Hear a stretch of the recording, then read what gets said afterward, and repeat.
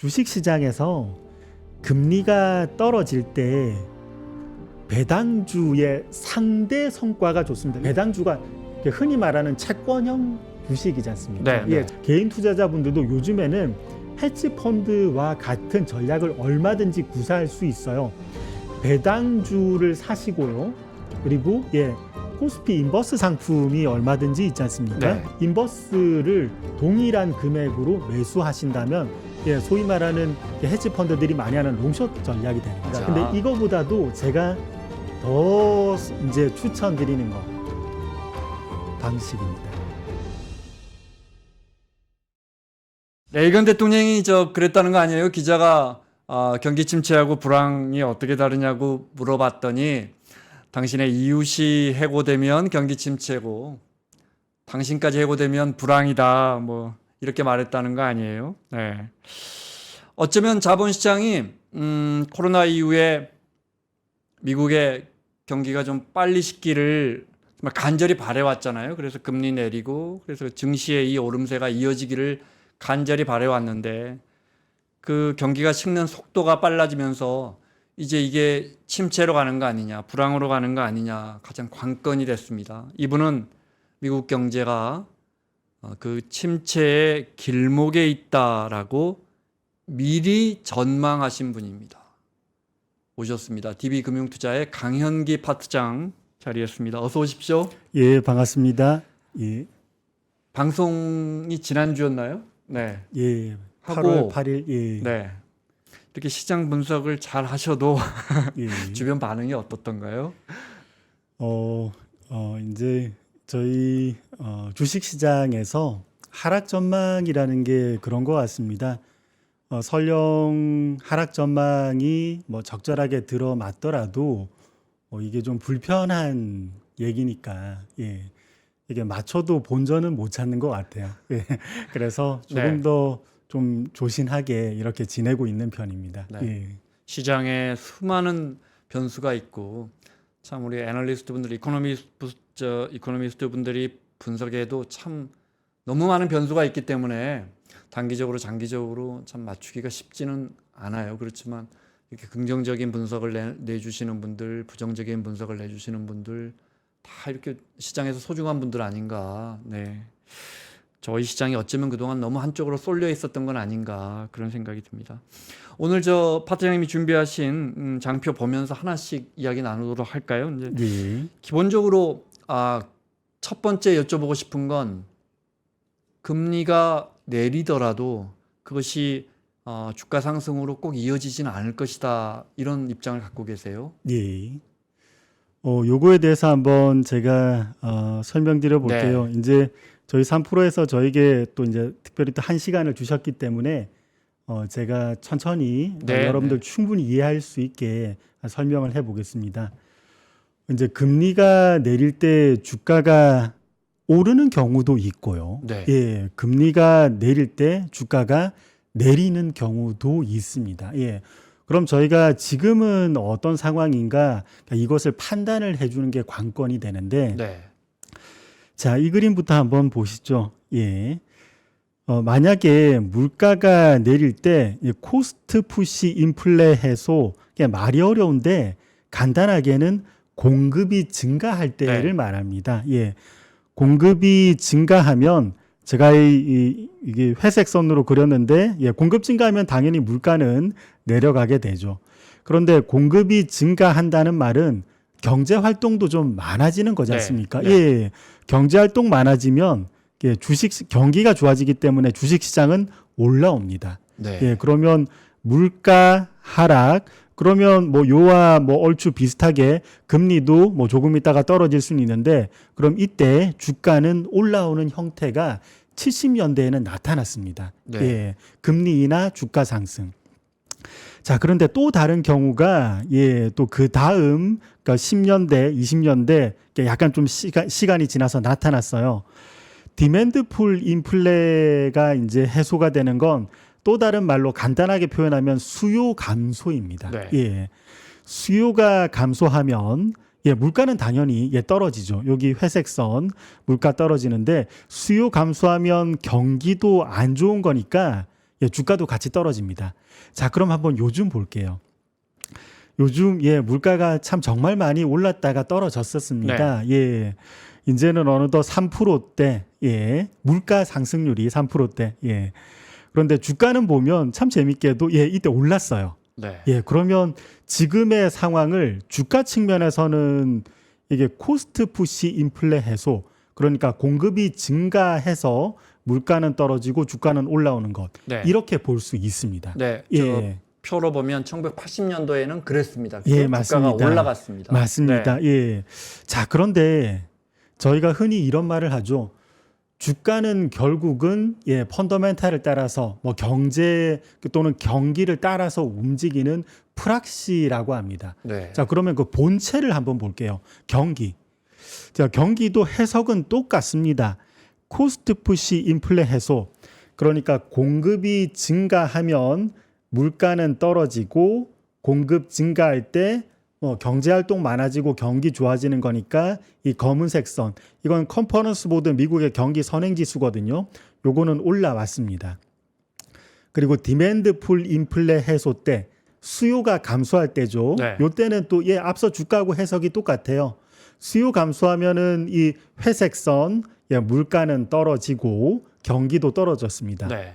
자, 그런데 요즘 볼게요. 앞서하고 예, 물가 떨어지는 건 같은데 아까 앞서는 주가는 올라갔는데 경기는 예, 떨어졌습니다. 네. 예, 둘 중에 하나가 지금 잘못됐다고 볼 수 있어요. 네. 예. 앞서서는 예, 물가가 떨어질 때 주가는 올라왔고 뒤에서는 예, 물가 떨어질 때 예, 경기도 같이 떨어졌습니다. 그 말씀은 주가가 올라야 할 시점이 아닌데 오르고 있다. 맞습니다. 이제 두 개 중에 하나 뭐가 더 진실일 확률이 높냐고 했을 때는 일반적으로는 주가가 잠시 틀리는 경우가 많습니다. 예. 이게 뭐 주가가 틀렸다 이렇게 되면은 상당히 의아해할 수도 있는데 이런 일이 왕왕 일어나요. 네. 그러니까 여러분 혹시 영화 빅숏 보셨는지 모르겠습니다. 네. 예, 유명한 영화죠. 네. 예. 그 당시에 맞습니다. 네. 예, 그 당시에도 보면은 빅숏 영화에서 그 주인공들이 숏 포지션을 잡기 시작할 때가 펀더멘탈 지표가 2006년부터 내려가거든요. 네. 예. 그래서 이제 그 주인공들은 여러 가지 펀더멘탈 조사를 하면서 그 숏 포지션을 잡습니다. 하지만 관련돼서 주가 같은 건 더 위로 2007년까지 밀고 올라가죠. 네. 예. 한 1년이 넘게 이게 펀더멘탈은 내려가고 주가는 올라가는 현상이 발생합니다. 그러니까 지금도 이와 같은 현상일 수 있다. 예, 저희가 실제의 저희 실력은 오히려 상당히 좀 저조하고 침체한데 네. 예, 이것을 통해서 투영돼야 될 주가는 오히려 조금은 더 과열에 의해서 뭐 AI에 의한 뭐 내러티브라고도 흔히 말을 많이 하죠. 네. 예, 이에 의해서 주가가 좀 더 많이 올라온 상태입니다. 자, 그러면 요때 자, 그러면 저희가 장단기 금리에 대해서 해석을 한번 잘 해볼 필요가 있어요. 네. 예. 여기에 그리는 회색 선은 예, 장기 단기 금리의 차. 장기 금리는 미국채 10년물 금리, 그리고 단기 금리는 간단하게 기준 금리를 가지고 와봤습니다. 네. 이 회색 선 코스트 푸시 인플레 해소 기간, 공급이 증가하는 기간에는 장단기 금리 차가 올라갈 때, 요때 장단기 금리 차가 올라간다는 건 기준 금리가 내린다는 거예요. 네. 단기 금리가 내려가면 이 회색 선은 올라갑니다. 예, 장단기 금리 차가 마이너스건 플러스건 상관없이 이게 올라가면 예, 주가도 상승했죠. 네. 단기 금리 하락할 때 주가는 올라왔습니다. 자, 그런데 디맨드 풀 인플레 해소, 수요가 감소할 때는 예, 약간 또 모양이 달라요. 일단 마이너스로 장단기 금리 차가 툭 빠졌다가 장단기 금리 차가 위쪽으로 올라올 때, 네. 그러니까 예, 단기 금리가 떨어질 때, 한마디로 기준 금리 인하하는 시점에 이 회색 선이 올라오는데 예, 그때 예, 이 주식 시장은 좀 크게 트러블이 있었습니다. 네. 예, 그러니까 지금도 장단기 금리 차 예, 마이너스권으로 일단은 많이 내려왔죠. 그러니까 이것에 대해서는 좀 상당한 기간이 흘렀습니다. 예, 그리고 이제 오는 9월부터 미국이 B컷이 됐건 또는 0.25가 됐건 금리를 이제 인하하기 시작을 할 건데 그럼 단기 금리 인하되면은 장단기 금리 차는 이제 위쪽으로 올라가는 거죠. 이게 예, 과거 디맨드 풀 인플레 해소 기간 특성을 봤을 때 주식 시장 하락에 상당히 예, 유효한 신호가 돼 왔습니다. 예. 그럼 이걸 보면 예, 저희는 이제 금리 인하 때 장단기 금리 차 이게 오르는 것과 동시에 주식 시장 내리는 것. 다른 말로 하면 기준금리 인하와 함께 예, 주식 시장을 내리는 것. 이렇게 볼 수 있어요. 근데 저희가 방금까지는 여러 뭐 시그널로 설명을 드렸는데 좀 더 간단하게도 예, 말씀을 드릴 수는 있을 것 같아요.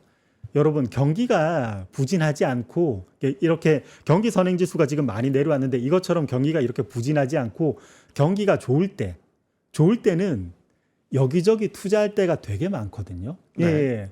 그러면 금리가 약간만 내려와도 금방금방 자금 수요가 있습니다. 예. 그러면 금리가 인하될 때 위험 자산들은 예, 크로스돼서 올라갑니다. 주식시장도 그때 또 올라가죠. 예, 이거 여기에 투자할 수도 있는데 여기에 투자할 수도 있는데 그러면 예, 주식시장은 금리 인하, 주가 상승. 자, 그런데 경기가 안 좋다고 해보겠습니다. 막상 경기가 안 좋은데 금리가 아주 높이 있다가 몇 단계 떨어졌다고 해서 이게 금방금방 자금 수요가 생기지는 않습니다. 그러니까 투자할 때가 좀 마땅치 않아 보이는 거죠. 그게 경기가 안 좋은 거 아닙니까? 맞습니다. 맞습니다. 자, 그렇게 되면 언제 사람들이 본격적으로 자금을 빌리냐면 금리가 한두 차례 인하할 때가 아니라 충분히 인하돼서 바닥권을 형성했을 때. 예, 바닥권을 형성하면 이제 금리는 더 이상은 깨고 내려가지는 않겠구나. 예, 그러면 자금 조달 비용은 아주 낮은 거니까 이때부터는 조금이나마 이 낮은 자금 조달 비용을 이용해서 수익을 낼 만한 곳에 조금씩 돈이 움직이기 시작합니다. 그러면 이때부터 경기 특히 이제 선행지수 반등 그리고 주식시장 반등도 나타나는 거죠. 예. 그래서 이번 금리 인하 하락기 주가도 같이 좀 죄송스럽지만 내려가는 형태 이렇게 진행이 되지 않을까 싶습니다. 시계를 좀 오래 보면 과거의 금리가 사실은 그 말이 맞습니다. 금리를 내린다는 것 자체가 경기가 안 좋다는 걸 반영하는 거기 때문에 실물 경제나 주가가 실물 경제를 반영할 수밖에 없는 주가가 올라가기는 어려운데 말씀하신 것처럼 그게 이제 두세 번 내려간 다음에는 이제 정책의 효과가 나온다. 시계열을 넓게 보면 과거에는 어땠습니까? 금리를 내릴 때마다 어땠습니까? 예. 앞서서 70년대에는 금리 내릴 때 주가는 오히려 올랐고 공급이 이제 증가하는 상황. 근데 수요가 안 좋을 때 맞습니다. 수요가 안 좋을 때는 또 과거 시계를 넓게 봤을 때 수요가 안 좋을 때는 항상 금리를 내렸을 때 주가도 좀 부진했죠. 앞서 이제 그 부분 설명해 주셨고 맞습니다. 더 넓게 보면 과거에도 마찬가지입니다. 그렇습니까? 그리고 저희가 이제 다가오는 FOMC에서 상당히 좀 그 FOMC 여러 이제 그 기자회견 당시에도 코멘트에서 주의할 부분이 좀 있기는 해요. 뭐냐 하면 요건 상당히 좀 민감한 부분일 수는 있는데 저희가 중앙은행이라는 건 굉장히 공신력이 있는 기관입니다. 그래서 혹여나 경기가 안 좋고 향후 내려갈 가능성이 있더라도 중앙은행이 그걸 직접 언급하기 상당히 까다롭습니다. 만약에 경기가 괜찮고 올라갈 수 있는 상황인데도 대단히 공신력 있는 기관이 그렇게 경기가 안 좋다고 언급해 버리면 실제로 경기가 안 좋아질 수 있거든요. 경제에도 심리적인 영향도 분명히 있으니까. 그래서 이번 9월 FOMC에서 연준 코멘트는 경기에 대해서 그렇게 거친 말은 하지 않을 수도 있기는 합니다. 원래 그래 왔어요. 첫 금리 인하 때는. 하지만 저희가 여러 정황 지표를 보면서 봤을 때 이번에 금리 인하는 이제 경기가 좀 이제는 문제가 있다는 거니까 연준의 코멘트는 조금 저희가 필터를 좀 저희 귀에서 필터를 좀 통해서 걸러서 들을 필요도 있다. 이런 말씀도 좀 상당히 순화된 표현이 나올 것이다. 맞습니다. 경기에 대해서 그리고 또 하나 드리고 싶은 말씀이 시청자 여러분들 미국의 크레딧 시장이 대단히 강세였던 거 아십니까? 이게 한번 도표 같이 보시죠. 예. 5페이지에 보면 하이힐드 스프레드를 제가 역축으로 그린 겁니다. 그래서 이 회색 선이 위쪽 방향으로 가면 상당히 열악한 한계 기업들의 회사채조차도 인기가 있었던 거예요. 네. 예. 근데 채권값이 올라간다. 맞습니다. 맞습니다. 예. 근데 만약에 제 가정이 뭐 이렇게 어느 정도 이제 뭐 비슷한 방향으로 향후 전개가 된다면 제가 말씀드린 방향으로 그럼 경기 부진이 이어질 건데 그렇게 되면 너무 과도했던 이러한 그 크레딧물이 부풀려진 거에 대해서 그 좀 되돌림이 나타날 수는 있어요. 그러면 저희가 한계 기업의 자금 조달 비용이 올라가게 되거든요. 네. 예. 네. 이때 과거에도 역사적으로 보면은 주식 시장이 내려가고 그때 이제 그러면 크레딧물도 좀 열악해져요. 크레딧의 금리도 좀 올라가고. 네. 예. 네. 근데 이때 주식 시장 하락, 경기 하락 이후에 2차적으로 크레딧 사태들이 좀 터지는 경향이 있습니다. 예를 들어서 IT 버블 붕괴 때는 1차적으로 IT 버블 붕괴 진행이 되고 아주 유명한 크레딧 사태, 엔론 사태가 나타났죠. 2000년대 초 2002, 3년쯤. 맞습니다. 그때였어요. 정확하게.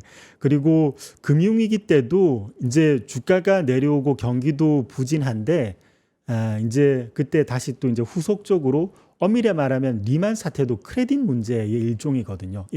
그러면 저희가 다가오는 시기에 하이힐드가 이렇게 강했는데 경기가 부진하다면 크레딧 문제에 대해서도 저희가 조금 몇 가지는 생각을 해볼 필요가 있을 것 같습니다. 대표적으로 많이 언급했던 게 기존까지 미국 쪽의 상업용 부동산은 이게 혹시나 문제가 생길 수도 있지 않을까 이런 언급이 많았거든요. 근데 요즘에 미국이 고용 지표가 좀 불안불안하지 않습니까? 고용이 불안하고 많은 채용을 할 필요가 없는 환경이라면 당연히 상업용 부동산에 대해서도 그 수요는 떨어지기 마련이에요. 일할 사람이 없으니까. 맞습니다. 그분들이 이제 직접 사무실도 뭐 그렇게 필요는 없는 거죠. 그래서 이러한 부분이라든지 이후에는 크레딧 문제도 저희가 좀 폭넓게 한번 살펴볼 필요는 있을 것 같습니다. 오늘 준비하신 것 중에 고용 지표 관련된 게 있나요? 아니면 제가 요 질문을 하나 드리고. 질문 주십시오. 제일 많이 나오는 질문이 고용이 안 좋아졌다 해서 이제 저희 시장의 표정이 바뀐 거 아닙니까, 사실. 그렇죠? 맞습니다. 그런데 미국의 고용은 사실 늘고 있고 그 고용의 증가 속도가 내려간 거죠. 그렇죠. 예년에 비하면 미국 사람들은 지금 훨씬 예년 평균보다는 훨씬 더 많이 일하고 있고 그 일하는 사람의 숫자도 그러니까 늘고 있는 거죠, 지금. 근데 늘고 있는 그 정도가 약해진 거죠. 이건 어떻게 보십니까? 미국 쪽에 어떤 제도적인 부분 그리고 경제 구조 요걸 같이 한번 설명드려야 될 것 같아요. 아직 말씀하신 그대로 사실입니다. 미국 고용이 경제학적으로 나쁘지 않아요. 지금 미국의 자연 실업률이 4.4%, 미국의 실업률은 4.3%. 자연 실업률보다 그 당시 실업률이 이제 숫자가 낮은 곳에 있으면 그 당시 고용 시장은 좋은 겁니다. 사실은. 자, 그런데 고용의 실업률이 점점 이제 모멘텀은 좀 나빠지고는 있죠. 좋아지는 정도가 이제 둔화된다고 표현을 해야 되거나. 요런데 이때 문제가 되는 게 그냥 미국이 고용이 만약에 좀 안 좋아지고 슬로해지고 그러면은 임금 소득이 또 이제 안 좋아지기 시작할 겁니다. 그러면 임금 소득이 소비를 받치는 그 기반의 60%지 않습니까, 미국이? 그리고 미국은 소비의 국가죠. 소비가 경제의 70%를 차지하고. 자, 그런데 여기에서 소비가 매출이 기업이 생각할 때 원하는 것보다 좀 덜 나오기 시작하면 이제 비용을 좀 줄여야 되는데 미국 기업들이 이제 여기에서 맞습니다. 줄이겠군요. 미국의 제도가 이제 여기에서 어느 정도 영향을 미칩니다. 고용 제도가 대단히 유연해요. 아침에 즐겁게 미팅하고 오후에 정말 죄송한데 당신은 해고됐습니다. 이렇게 이제 할 수 있는 게 미국이죠. 그래서 저희가 영화에도 많이 보지 트럼프 않습니까? 대통령이 그거 하다가 왔잖아요. 맞습니다. 저희가 이제 이런 박스에 이제 사무용품 담아서 이렇게 이제 그러면 소비 이제 고용 슬로우, 이제 임금 소득 슬로우, 소비 슬로우 요 지표들은 나타나요. 그럼 그 다음 스텝에서 고용이 다시 슬로우해질 수 있는 그 연결고리가 이제 생겨버렸습니다. 네. 이게 점점 가속이 될 수 있다는 거죠.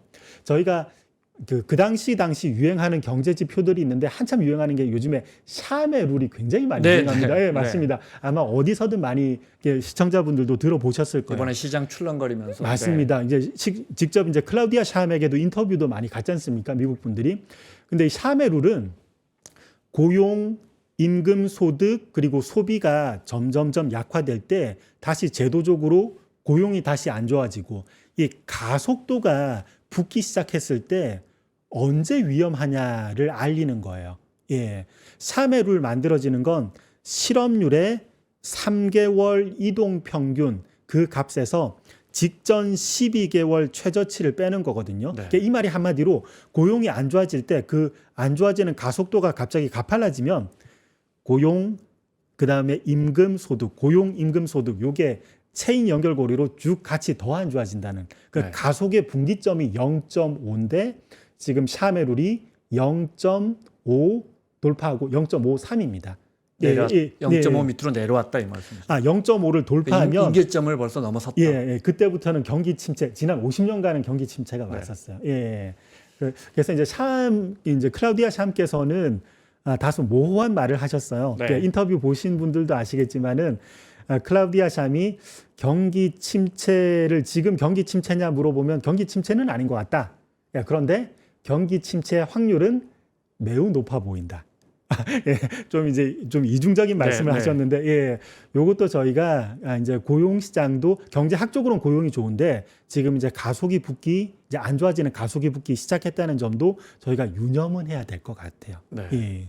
알겠습니다. 다음 준비하신 장표 보면서 설명 드릴까요? 네. 이제 여러분들께 드리고 싶은 말씀이 이제 그 상승에 대해서 많은 분들이 스터디가 굉장히 많이 잘 돼 있으십니다. 주도주는 언제 이제 매수를 해야 되고 또 뭐 여러 이제 수익을 더 낼 수 있는 여러 방안에 대해서는 저희가 거의 한 15년 동안 지난 장장 15년 동안 이제 연구를 많이 하셔서 오히려 이제 지금은 이제 또 상식을 넓히는 측면에서도 하락장의 특성도 어떤지도 한번 스터디는 해볼 필요가 있을 것 같아요. S&P가 한 15년 올랐죠. 맞습니다. 그래서 하락장에 대한 패턴, 요것도 오늘 한번 소개해 드리고 싶습니다. 여러분, 이 도표 한번 보시면, 여러분, 윌리엄 오닐이라고 아십니까? 이분이 이제 어느 정도 위상인지를 한번 숫자로서 가지고 와봤는데, 아마 제가 인용한 표는 너무 적어서 잘 안 보이실 것 같아요. 그래서 크게 늘렸는데, 요게 이제 프레데릭 반 하버비크 이분께서 쓰신 초과 수익 바이블이라는 책이 있습니다. 좋은 책입니다. 충분히 이제 읽을 만한 책이에요.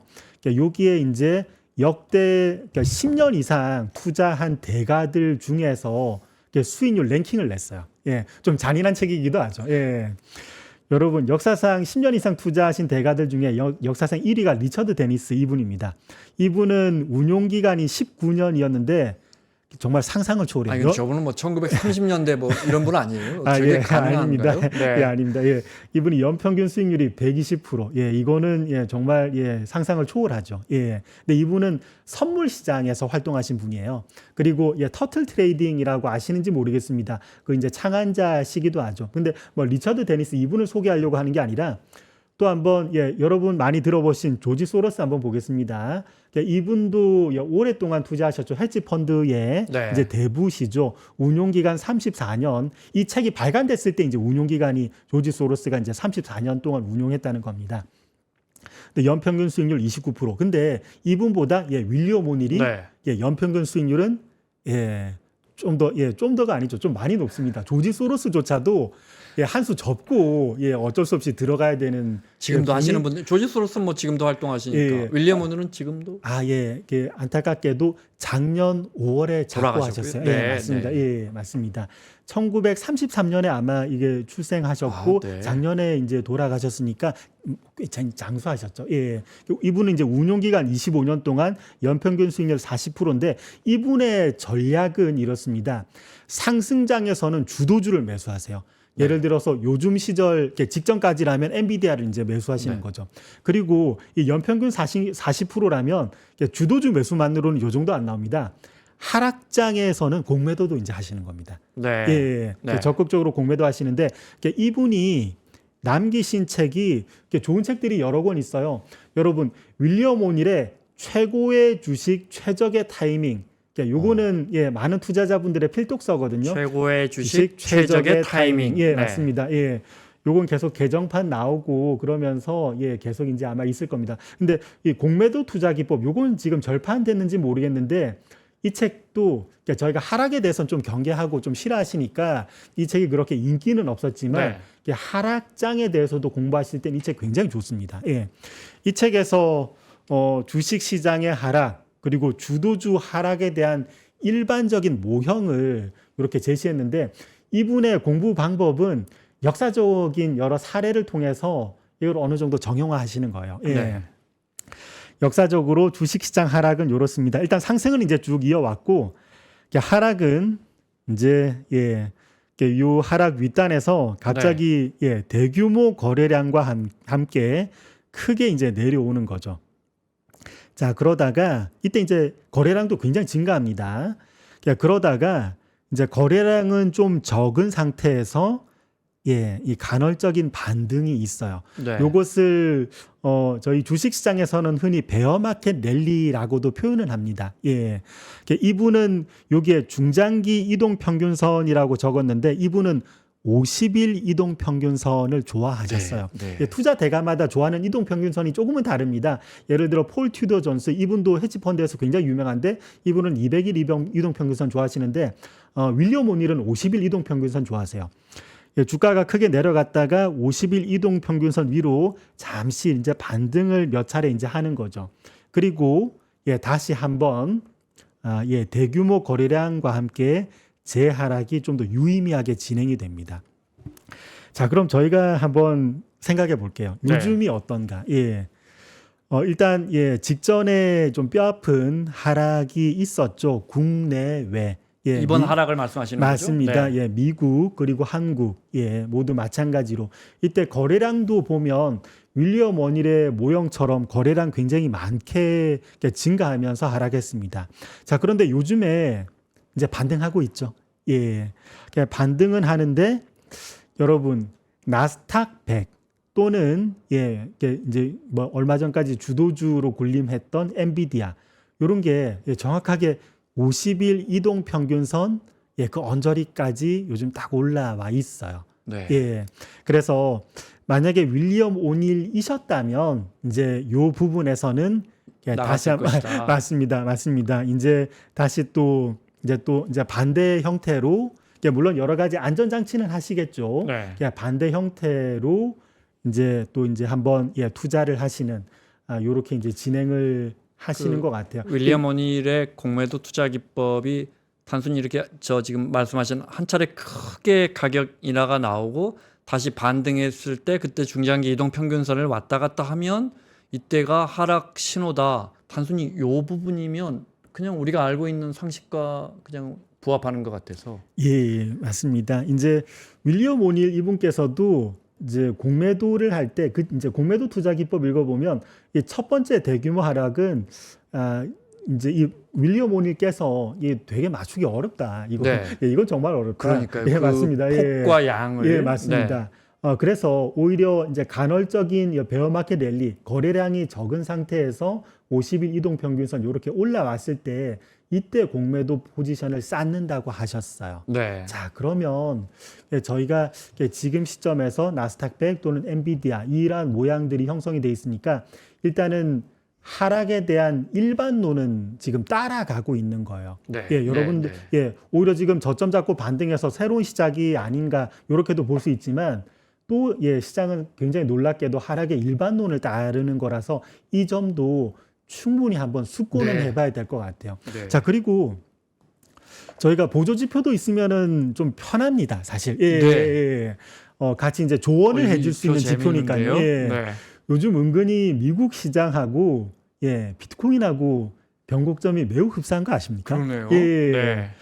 그리고 비트코인이 올해 3월부터입니다. 정확하게는 올해 3월부터 좁은 박스권을 형성하면서 왔다 갔다 이렇게 진동을 했었어요. 예.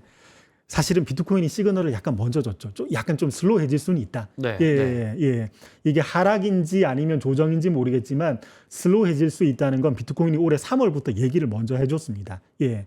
그리고는 미국 시장이 최근래에 이렇게 내려왔죠. 그리고 비트코인은 좁은 박스권에 지금 하단에 머물러 있어요. 그래서 향후 저희가 보조 지표로 네. 비트코인이 또 어떤 방향으로 전개되느냐에 따라서 주식 시장을 판단하는 것도 한 가지 요령은 될 수 있습니다. 예. 이 부분에서 우리가 제가 잘 이해가 안 되는데요. 이 부분에서 비트코인의 움직임과 S&P 500의 움직임을 어떤 부분을 봐야 하는지 다시 한번 설명해 주실래요? 예, 지금 비트코인이 부진해지기 시작한 게 올해 3월. 네, 네. 나스닥보다 그 부분. 네. 미국 주식보다 약간 빠르지 않습니까? 만약에 비트코인이 좁은 박스권 하단을 뚫고 내려가면 요즘 먼저 움직인다는 게 중요합니다. 선행한다고요? 맞습니다. 네, 비트코인이? 미세하게 선행하긴 하는데 뭐 언제까지 선행할지는 잘 모르겠지만 네. 사례 볼까요? 오히려 2022년 전에 2022년에도 한참 내려왔는데 이때도 정점이 먼저 났어요. 그렇군요. 네. 이게 좀 요즘에 좀 눈여겨봐야 될 부분은 아닌가 싶기도 해요. 네. 이것까지 왜 그런지는 정확하게 모르겠지만 투자 심리는 결국 이제 연결이 돼 있으니까 비슷하게 움직이긴 할 거지만 요즘 상당히 좀 미세하게 선행하는 부분도 있기는 합니다. 그래서 보조지표로 잘 이용해 보자 이렇게 말씀드립니다. 예. 자, 다음 표를 볼까요? 네. 예. 자, 그리고 저희가 이제 그러면 시장 방향에 대해서는 아까 언급드린 대로 이제 금리가 떨어질 때 이제 주가도 같이 내려오는 건데 네. 저는 요번에 저희가 이제 얼마 전까지는 미국 주식 시장에 대해서는 언제나 잘 오른다는 그런 불패 신화가 이제 형성이 됐지 않습니까? 근데 요번에 하락에 있어서는 미국이 좀 더 많이 하락할 것 같아요. 그리고 오히려 상대적으로 한국 주식 시장은 바닥이 미국보다는 먼저 나올 것 같아요. 이 부분 한번 언급을 드려보겠습니다. 우리 증시가 먼저 바닥을 볼 것 같다. 맞습니다. 주식 시장의 속성을 보면 주도주는 제일 많이 오를 때 또 떨어질 때도 제일 많이 떨어집니다. 그런데 지금 주도주의 발원지는 미국이었고, 그래서 주도주의 속성을 보더라도 오를 때 미국 시장이 제일 많이 올랐지만 떨어질 때도 주도주의 발원지, 미국이 제일 많이 떨어질 수 있는데 한국 시장이 덜 떨어진다는 건 물론 주도주의 발원지가 아니라는 점도 있지만 환율에서도 이유를 찾을 수 있어요. 네. 여러분, 우리 한국 시장이 굉장히 타격을 많이 받을 때 굉장히 급격하게 떨어지는 시기는 언제냐면 한국 시장이 직전까지 많이 상승하고 원달러 환율은 크게 하락했을 때 이때 위기가 빵 터지면 주가도 내려오는데 원달러 환율이 올라오면서 이렇게 되면 해외 투자자 입장에선 환차손도 상당하지 않습니까? 저희 원화가 약세가 되는 거니까. 그러면 자금 이탈이 굉장히 가속이 됩니다. 그래서 상호 영향을 주면서 주가 하락이 더 과도해져요. 그런데 저희가 지금 원달러 환율을 보면 반대로 움직인다. 맞습니다. 직전까지는 원달러 환율이 올라와서 좀 애를 먹긴 했죠. 수급 관점에서. 그런데 어느덧 원달러 환율이 정확한 라인은 아니지만 어느덧 직전 고점 수준에는 이르렀습니다. 여기에서 환율이 더 튀어봤자 그 레벨이 아주 크지는 않을 거예요. 보통 위기 상황에선 달러 강세 그리고 원달러 환율이 위로 올라갈 수는 있는데 현재 레벨보다는 아마 오르는 폭은 그렇게 많지는 않을 것 같습니다. 이렇게 되면 저희 주식시장에서 제일 무서운 거 해외 자금 이탈까지도 가속되는 그 정도는 예, 이게 원달러 환율의 지금 위치를 봤을 때 네. 어느 정도 막을 수 있다는 거죠. 네. 예, 그래서 기본적으로 어떤 저 흐름은 경기가 안 좋아지면, 경기가 냉각되면 예. 당연히 우리 돈의 값이 떨어질 테니까 환율이 올라가고 예. 주가는 내려가는 예, 그 맞습니다. 패턴, 이게 그러니까 원론적으로도 맞는 것 같은데. 예, 네. 예. 근데 이제 이미 원달러 환율이 미리 올라왔다. 네. 아, 예, 네. 이 부분이 향후에 저희 네. 주식 시장의 하락에 대해서 일정 부분 제동을 거는 형태로 진행이 될 것 같아요. 예. 그리고 투자자분들께서 요즘 자주 물어보시는 게 뭐 올라갈지 내려갈지 이거는 또 향후 지켜봐야 되겠지만 네. 만약에 내려간다면 어디까지 내려갈 건가? 그러니까 이거에 대해서 자주 질문을 해 주시더라고요. 밸류에이션 상으로는 네. 지금이 IT 버블하고 매우 흡사한 게 많습니다. 왜냐하면 기술주 버블이라서 그런 것 같아요. 저희 한국 시장의 IT 버블 붕괴 때는 밸류에이션 상으로는 트레일링 PBR 0.7에서 0.75배, 그러니까 장부 가치 대비해서 한 70% 정도 받았습니다. 예. 그러면 그걸 지금으로 환산하면 코스피 2100이더라고요. 네. 예. 그러니까 밸류에이션 상으로 2100이 저희가 이제 더 깨고 내려가기 어려운 요 IT 정도. 버블 붕괴 당시. 맞습니다. 네. 맞습니다. 그 당시에 밸류에이션을 적용하면. 그런데 저는 2300도 좀 점수를 많이 주고 싶어요. 하단으로. 왜 그러냐면 기억나실 겁니다. 2022년에도 경기 침체 우려가 한번 왔었습니다. 네. 그때는 요인은 좀 달랐어요. 물가가 너무 올라가서 스태그플레이션이 올 수도 있지 않을까 해서 경기 침체 우려가 있기는 했죠. 그때도 저희 코스피가 2022년 쭉 내려왔었는데 내려오다가 2300 잠시 깨긴 했지만 그 언저리에서 멈춰 섰습니다. 네. 경기 침체 우려가 지금도 나타난다면 그러면 2300에 대해서도 어느 정도 제동은 걸릴 수 있지 않을까. 그래서 저는 바닥을 2100에서 2300 이 사이 정도지 않을까 이제 언급을 드리곤 있어요. 네. 그리고 여러분, 요거는 또 주식시장의 재미있는 속성이기도 한데 하나 소개해 드리고 싶기도 합니다. 저희가 1990년대에 요때 한참 2000년대 초반까지죠. 저희 코스피 500에서 1000 왔다 갔다 상당 기간 한 10년 네. 넘게 이렇게 있었던 적이 있었어요. 그러다가 저희가 2000년 이제 초중반 1000을 돌파한 이후 상당히 오랜 기간 지켜온 저항선을 돌파한 거죠. 1000을 돌파한 이후에는 대형 위기가 왔을 때 금융위기 때도 1000 언저리를 지켰습니다. 다르게 한 번 더 이제 좀 더 풀이해서 설명하면 오랜 기간 유지됐던 유의미한 주식시장의 상단 저항선 네. 이게 한번 뚫어버리면 그 이후에는 대형 위기가 오더라도 그 뚫었던 상단은 지킨다. 저항선을 지키는 속성이 네. 주가에 있어요. 글로벌 모든 다른 주식시장 다 마찬가지입니다. 네. 저희 코스피에서도 그렇고 저희 코스피가 그리고 직전 기간 보면은 2012년부터 2100을 넘기가 상당히 어려웠습니다. 네. 코로나는 상당히 특수한 경우니까 2100을 깼는데 이때는 또 금방 회복은 했죠.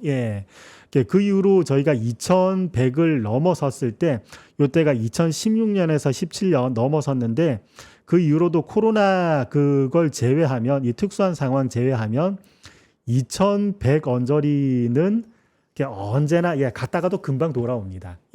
그래서 이것도 주가의 속성상 2100은 요즘 시대에 상당히 이제 점수를 줄 수 있는 부분이 되는 거죠. 네. 그래서 이것도 한번 참고해서 만약에 저희 코스피가 제 가정대로 미국 시장이 좀 무너지고 네. 저희 코스피도 좀 위태로워지더라도 2100에서 2300 이 정도 레벨에 들어오면 이때는 평소에 사고 싶었던 주식 사셔도 크게 무리는 없는 수준이 될 수 있어요. 그러면 파트장님은 이제 이번에 출렁거림 때 우리 증시가 더 많이 하락한, 더 불안한 조짐을 보인 건 그건 근본적으로 어디서 이유를 찾으십니까? 저희가 저희 산업의 구조에서 약간 이유를 찾을 수는 있습니다. 네. 저희 반도체 이제 주도주가 글로벌 주도주는 AI 관련이고 한국에서는 그 연관된 AI 칩 연동하는 반도체였죠. 네. 예. 근데 반도체가 우리 한국의 주식시장에서 그 비중이 29%가 됩니다. 이 상당하거든요. 네. 근데 이게 순수하게 이제 반도체 그리고 연관 산업이 29%지 이것과 또 링크된 것들은 상당하죠. 예. 결국 이제 수출 기업들이 흔들리면 국내 소비도 흔들릴 수 있고 이런 연결고리들이 상당하거든요. 네. 예.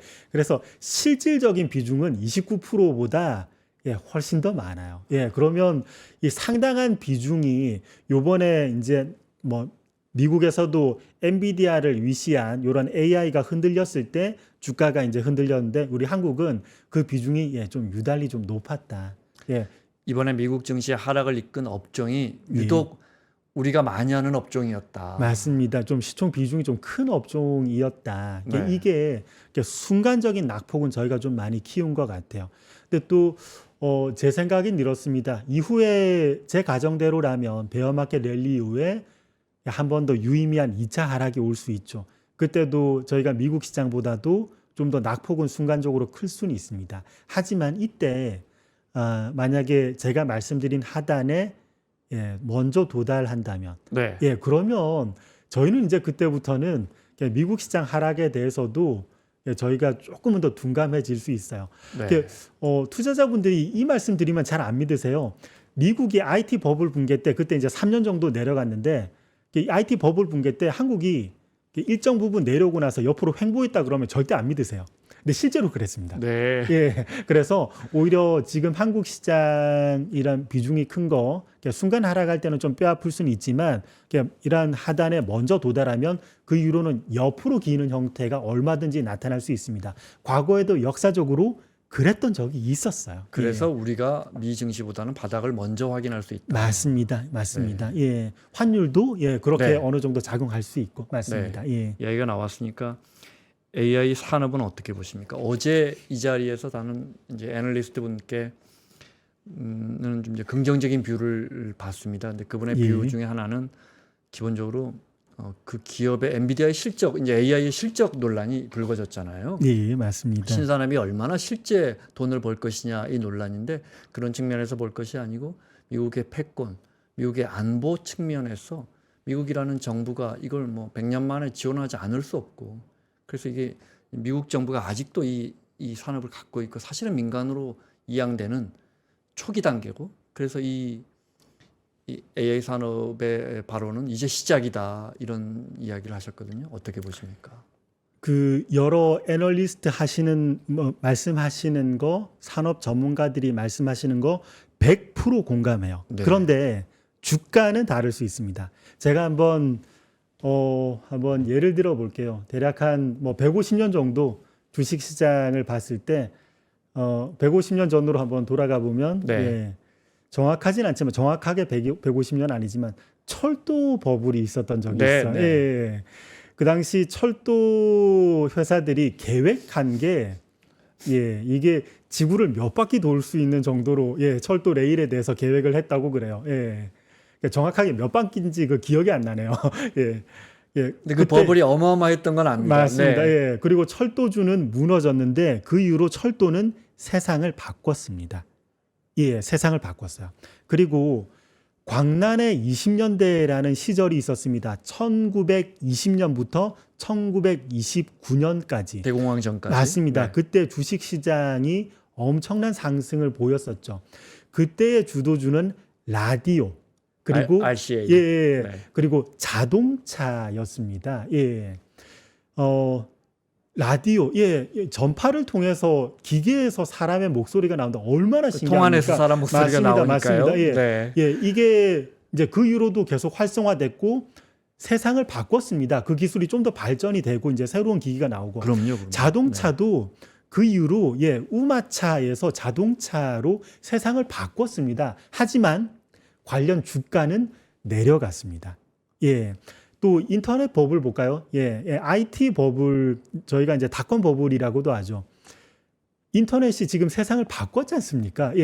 하지만 관련 주가는 내려왔습니다. 이게 어떤 거에서 이게 영향을 미치냐면 그 당시에 만약에 이렇게 소비가 앞서서 이제 고용도 언급했는데 고용, 임금, 소득, 소비 이게 슬로우해지면 아무리 좋은 미래에 대한 그 산업이라도 그러니까 지금 당장은 이게 좀 불안해질 수 있어요. 불안해 네. 보일 네. 수 있어요. 미리 너무 많이 투자했던 거 아닌가? 그리고 관련 기업들이 실적도 좀 안 나올 수 있거든요. 예를 들어서 미국에서 임금 소득 안 좋아지고 소비가 안 좋아지면 챗GPT, 뭐 유료 서비스 이런 B2C AI 산업의 B2C 관련해서도 매출이 생각보다 덜 나올 수 있습니다. 그러면 이 AI가 향후에 미래를 바꾸는 건 맞겠지만 B2C 이게 잘 안 나오면 투자를 이제 데이터 센터도 더 하고 싶어 했었던 B2B 사업도 조금은 생각이 네. 약간 달라질 수 있어요. 이러한 생각들이 모이면 AI 칩 가격이 내려올 수 있거든요. 그런데 금리도 내린단 말이죠. 그럼 언제 투자하겠습니까? 지금 이 AI 칩이 약간 내려오고 있는데 향후의 가정입니다. 지금 내려왔다는 게 아니라 가정입니다. 약간씩 이렇게 내려오고 있을 때 바로 미래를 위해서 지금 이렇게 비싼 가격에 투자할까요? 좀 기다립니다. 그러면 B2C에서 시작된 소비가 그 당시 소비가 이러한 혁신 기술과 제품에 대해서 소화하기 힘든 이 환경에서 비롯된 게 B2B까지도 영향을 미치는 거죠.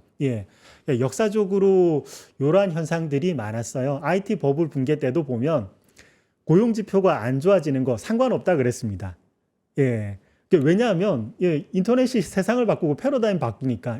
근데 고용 지표 둔화 이후에 소비 감소, 그래서 혁신 기술 제품, 이러한 서비스, 이러한 수요가 둔화돼서 결국은 주가가 한번 내려가고 IT가 일자리를 줄이니까요. 맞습니다. 설령 10년 뒤의 미래를 바꿀지언정 그때는 또 이 주가는 또 논리가 좀 달라요. 여러분 이게 재미있는 이 실험이 하나 있는데 이것도 소개해드리고 싶어요. 여러분, 이게 미국의 월스트리트 저널에서 2000년 7월부터 2001년 5월까지 이게 유명한 실험이긴 합니다. 원숭이 한 마리라고 표현했지만 랜덤하게 주식을 고르는 어떤 방법이죠. 이게 이제 무작위 주식 선별이고 투자자 이때 이제 전문 투자자, 일반 투자자 좀 나누긴 했는데 이제 투자자, 전문 투자자입니다. 이게 수익률 시합을 해보니까 전문 투자자가 좀 수익이 열악했어요.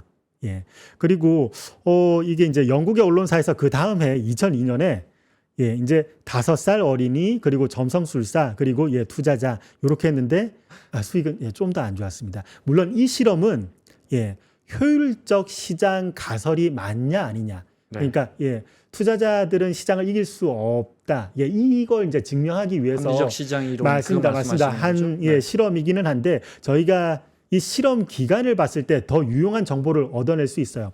IT 버블 붕괴가 2000년 3월부터 2002년 10월까지였습니다. 그리고 이 실험 기간하고 맞물려요. 자, 그러면 이때 한번 생각해 보겠습니다.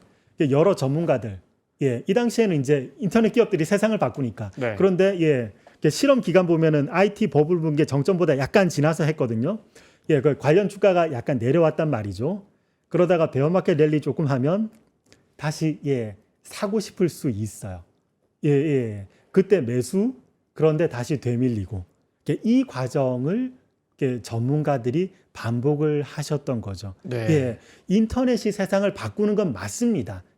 100% 맞습니다. 전문가들 그 산업에 대해서 말씀하시는 거 100%라고 말하면 안 되죠. 99% 맞습니다. 세상에 100%라는 건 좀 드무니까. 99% 맞는데 주가는 이때 2000년 3월에서 2002년 10월까지 이때 고용 둔화, 임금 둔화, 소비 둔화가 나타났던 시기입니다. 그래서 미래를 바꿀지언정 그 당시 상황 논리에 의해서 주가는 내려왔어요. 가장 좋은 주식이 그때 시스코 시스템즈인데 시스코 시스템즈가 아직도 전고점을 회복하지 못했습니다. 25년이 지난 지금 시점에서도. 시스코가 그때 시총 2위인가까지 갔던 건가요? 맞습니다. 가장 좋은 기업이라고도 얘기도 했었는데 아직도 전고점을 못 들어요. 그런데 IT로의 새로운 세상이 열린 다음에 한 20여 년이 지나서 이제 AI 시대가 오면 어쩌면 세상이 바뀌는 속도는 물론 일자리는 더 빨리 줄어들 것 같고 그 말씀대로라면 소비는 그거에 따라서 더 부진해질 수도 있고요. 그렇죠? 반대로 부가가치가 똑같으니까 기업이 그만큼 수익을 올리고 일자리는 줄더라도 기업도 어쨌든 그 돈을 써야 되니까 배당을 하든 또 새로운 투자를 하든 그 돈이 시장으로 들어가는 유동성은 총량은 똑같아서 경기가 뭐 유지될 수 있을 거라는 주장도 있을 것 같고 어떻게 보십니까? 그거는 한번 AI가 활성화된 다음에 저희가 논의는 이루어져야 될 것 같아요. 예. 일자리는 IT 혁명보다 더 많이 없어질 것 같긴 그럴 하거든요. 수는 있을 것 같습니다. 네. 그래서 그 당시에 기업은 돈은 많이 버는데 민간 쪽에서는 어떻게 소득이 유지될 수 있는지는 정책적으로도 심도 있게 한번 논의는 해볼 굉장히 큰 주제이긴 합니다. 네. 일개 애널리스트가 어떤 답을 낼 수 있는 저 같은 사람이 답을 낼 수 있을 정도의 스케일이 아니라 훨씬 더 전문 정책 담당자들도 한번 심도 있게 논의를 해볼 부분이긴 한데 지금은 네. 요 정도로 갈무리 알겠습니다. 하겠습니다. 오늘 준비하신 장표 중에 또 다음 설명 드릴까요? 네. 예. 저희가 지금 한번 그러면 어떤 거 투자를 좀 해야 될까? 이게 좀 중요할 것 같긴 해요. 제 마지막 질문으로 준비했는데 그걸 먼저 들을까요? 네. 예. 하락장에서 맞습니다. 뭐 어떤 식으로 우리 포트폴리오를 좀 조정해 볼까요? 예. 네. 저는 일단은 자산 전체로 한번 넓게 보면은 여러분 국채 장기물이 좋아 보여요. 지금 미국이 실질 금리가 실질 금리라 하면 네. 명목 금리 빼기 물가 상승률입니다. 지금 직전까지로 계산해 보면 명목 금리는 미국이 지금 5.5, 물가는 3%대. 네. 그래서 지금 실질 금리는 2.5죠. 네. 경기가 부진하면 미국은 실질 금리를 0%대로 만들었어요. 그러면 여기에서 추가적으로 2.5% 더 하락시킬 수 있다는 겁니다. 기준금리를. 네. 예. 자, 네. 그러면 저희가 이 장기 금리가 이걸 반영했느냐? 지금 이 반영 정도까지는 아니거든요. 예. 그래서 국채 장기물에 대해서는 저희가 먹거리가 꽤 있다. 이렇게 언급드리고 싶고 대신에 투자하실 때 좀 주의해야 될 게 네. 미국채는 물론 좋은데 이후에 환에서는 좀 고민이 필요할 것 같습니다. 네. 저희가 달러가 원달러 많이 환율이 지금 때문에. 많이 올라와 있는데 나중에는 환에 대해서는 좀 적절한 처리가 필요할 것 같고 저희 한국의 국채에 대해서는 환의 문제는 이게 당연히 없으니까 네. 요것에 대해서는 이제 환 문제 없이 또 접근하실 수 있고 이럴 것 우리 같아요. 국채도 같은 맥락으로 보십니까? 미국채도 같은 맥락인데 우리 국채도 우리 국채도 미국채 마찬가지입니다. 같은 맥락으로 보십니까? 맞습니다. 지난 우리도 한 2, 3개월 동안 우리 국채가 많이 사실 올라서 네. 그 반영도가 실질 금리를 제로로 만드는 것까지는 아직 반영은 하지는 않았다. 이렇게 봅니다. 네. 그리고 여러분 주식 시장에서 금리가 떨어질 때 배당주의 상대 성과가 좋습니다. 여기서 굉장히 주의해야 될 단어가 상대 성과가 좋다는 겁니다. 예를 들어 저희 주식 시장이 물론 그렇게 되면은 좀 상당히 좀 슬픈 일이긴 하지만 만약에 코스피가 마이너스 10% 떨어졌다 그러면 배당주는 마이너스 10%보다는 적게 떨어지는 거죠. 네. 근데 요번에 금리가 이제 인하가 될 건데 금리 인하가 되면 배당주의 상대 성과가 확실히 좀 더 좋습니다. 이게 왜냐하면 배당주가 흔히 말하는 채권형 주식이지 않습니까? 네. 채권하고 경쟁 관계예요. 채권은 금리가 몇 프로일 때 뭐 이자를 얼마나 줄 수 있다. 근데 배당주는 주가는 좀 이제 스테이블하게 움직이지 않습니까? 근데 배당을 일정하게 뭐 5%가 됐건 이렇게 꾸준하게 주는 거니까 배당주는 채권하고의 경쟁 관계입니다. 그래서 금리가 내려갈 때 배당주의 매력도가 주식시장 내에서는 상대적으로 좋아집니다. 근데 여기에서 물론 저희가 상대 수익률을 높이고자 하는 분들은 배당주를 그대로 살 수도 있겠지만 개인 투자자분들은 상대 수익률이 중요하지는 않습니다. 절대 수익률이 중요하죠. 코스피보다 덜 빠졌다. 이건 크게 의미가 없지 않습니까? 개인 투자자분들은. 근데 개인 투자자분들도 요즘에는 헤지 펀드와 같은 전략을 얼마든지 구사할 수 있어요. 배당주를 사시고요. 그리고 코스피 인버스 상품이 얼마든지 있지 않습니까? 인버스를 동일한 금액으로 매수하신다면 소위 말하는 헤지 펀드들이 많이 하는 롱숏 전략이 되는 거예요. 배당주 선별할 때는 여러분 코스피 고배당 50이라는 지수가 있습니다. 네, 예, 네. 잘 알려진 지수죠. 요 고배당 50에 들어가는 것 중에서 변동성이 적은 거, 금융시장 용어로 말하면 베타가 적은 거. 예, 베타가 적으면 주식시장 떨어질 때 덜 떨어지는 거거든요. 예, 정말 좀 완고하게 가격이 잘 버틴다는 거죠. 예, 요런 것들 롱 포지션, 네. 코스피 인버스 숏 포지션 요렇게 잡으셔도 되고요. 근데 요거는 기법이 적용할 수 있는 기간이 주식시장 하락 그리고 금리가 인하하는 시기. 인하하는 시기에 요렇습니다. 예. 네, 배당주와 코스피 롱숏을 함께 맞습니다. 가자. 근데 이거보다도 제가 더 이제 추천드리는 거, 네. 그리고 가장 상책이다 하는 건 여러분 버핏형 방식입니다. 예. 이제 시장이 하락하고 그러면 이제 이분께서 서서히 이제 드라이브를 거실 거죠. 올해 상반기에도 그렇죠. 버핏의 여러 포지션이 선제적으로 이루어진 거에 대해서 어떻게 그렇게 잘 맞추셨대요? 사람들이 네. 놀라워하지 않습니까? 근데 이제 이렇게 해서 이제 버핏 이분께서는 보통 이렇게 주식에 대해서 환매한 건 초단기채로만 갖고 계세요. 장기채도 안 갖고 계십니다. 장기채도 또 변동성은 좀 있다고 해서 혹시나 인플레가 또 올 수도 있으니까 네. 그래서 초단기채로만 갖고 계세요. 이렇게 보존된 자금으로 주가가 충분히 내려올 때 어떤 기업을 사냐면 여러분 이 버핏은 흔히 말합니다. 훌륭한 기업을 합리적인 가격이 될 때 네. 매수해라. 이 너무 좋은 말이긴 한데 어려운 말이기도 해요. 네. 이 말은 훌륭한 기업은 ROE가 높고 꾸준한 거. 합리적인 가격은 이게 밸류에이션이 낮다는 건데 이거 측정하기가 좀 까다로울 수는 있어요. 그래서 주가도 주가 지수도 충분히 하락하면 밸류에이션 세부적으로 계산하지 않더라도 얼추 다 내재 가치보다 많이 떨어져 있습니다. 그러겠죠. 네. 그래서 이번 하락기 때 저희가 이제 어떤 걸 사야 되냐, ROE가 꾸준히 이게 높고 꾸준한 걸 사야 되는데 버핏이 예전에 했던 거 한번 살펴볼게요. 버핏은 이때 1973년 붕괴보다도 3년 앞서서 모든 주식을 매도했어요. 이때는 스킬이 요즘보다는 조금 이제 저조하죠. 버핏이 이제 연배가 쌓이실수록 스킬이 점점 더 좋아지십니다. 그래요? 3년 앞서서 매도하고 초단기채 사서 기다리셨다가 이제 위기가 발생하고 모든 주식들이 내려갔을 때 워싱턴 포스트를 주요 매수 대상물로 삼았어요. 워싱턴 포스트 지역 신문사입니다. 이거 성장은 없어요. 네. 하지만 지역에서 거의 독과점으로 이게 운영이 되다 보니까 ROE가 높고 네. 꾸준한 겁니다. 자, 그리고 버핏은 2000년 IT 버블 붕괴 때보다는 직전보다 스킬이 좀 더 나아지셨습니다. 1년 앞서서 주식 대거 매도하고 초단기채 매수해서 이제 보유하셨습니다.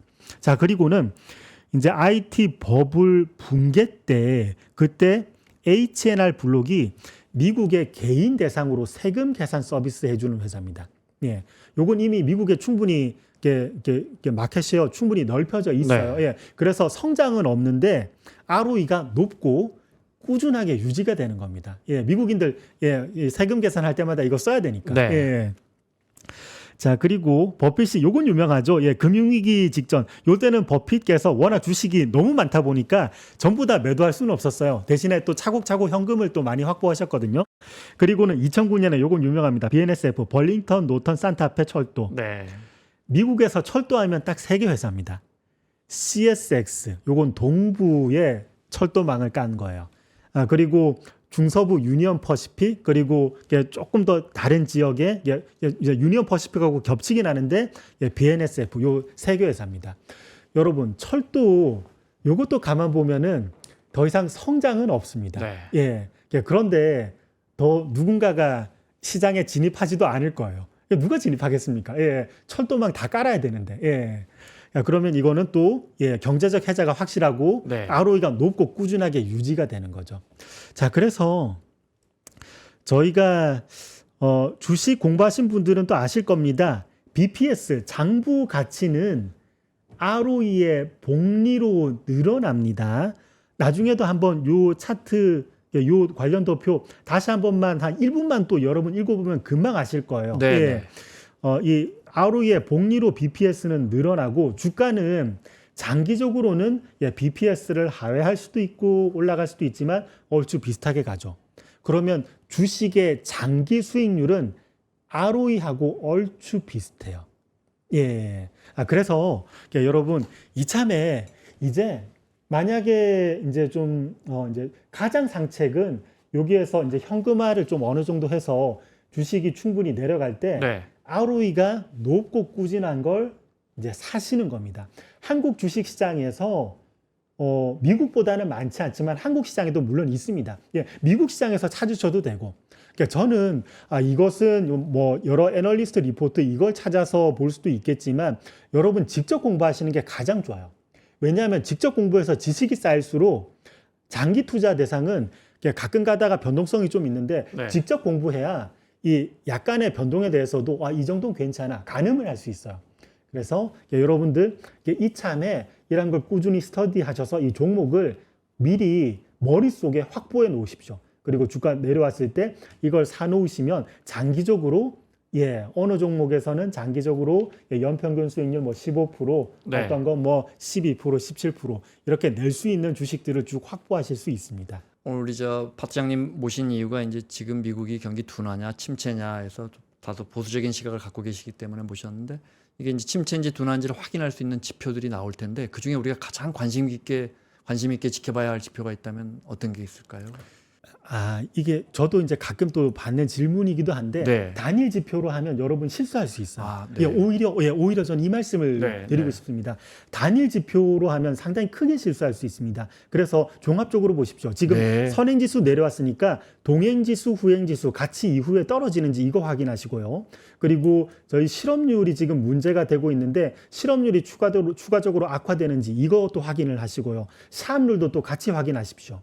그래서 여러 지표들이 이 지표들의 다수결로 판단하십시오. 지표들이 다수결로 했을 때 좀 더 부진해지냐? 네. 그럼 부진할 확률이 높으니까 이쪽으로 점점 가시고 지표들이 제 말씀하고 다르게 좀 더 이제 괜찮아진다. 그러면 괜찮아지는 방향으로 또 의사 결정을 하시면 됩니다. 알겠습니다. 좀 더 폭넓게 보시는 게 훨씬 유리합니다. 자, 마무리를 해야겠습니다. 오늘은 DB금융투자의 강영기 파트장 모시고 일찍 이번에 장이 흔들리기 전에 미국 증시가 미국 경제가 침체의 길목이 있다 이렇게 예측하신 분인데 우리가 이 침체 장에 빠졌을 때 어떻게 포트폴리오 조정할 것까지 공부해봤습니다. 오늘 말씀 고맙습니다. 감사합니다.